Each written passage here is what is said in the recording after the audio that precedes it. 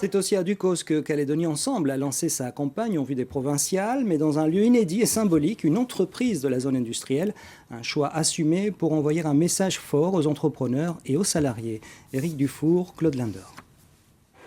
Les établissements de Saint-Quentin fabriquent des tuyaux depuis 1943. Philippe Gomez a choisi cette entreprise pionnière du pays pour montrer son attachement au développement économique et social. Le mandat 2014-2019 sera tourné vers un objectif de relance de l'économie calédonienne, car c'est aux décideurs institutionnels de créer les conditions favorables au développement sur les plans politiques, économiques, fiscal et social, dit Calédonie Ensemble. Aujourd'hui, l'entreprise a trop été souvent une variable d'ajustement des politiques publiques, alors que c'est là que se crée la richesse du pays, c'est là que se crée l'emploi. Et donc, il faut remettre l'entreprise là où elle doit être, c'est-à-dire au centre des politiques publiques. Avec un projet de société partagé au profit de tous les Calédoniens et au centre duquel le modèle économique et social sera déterminant.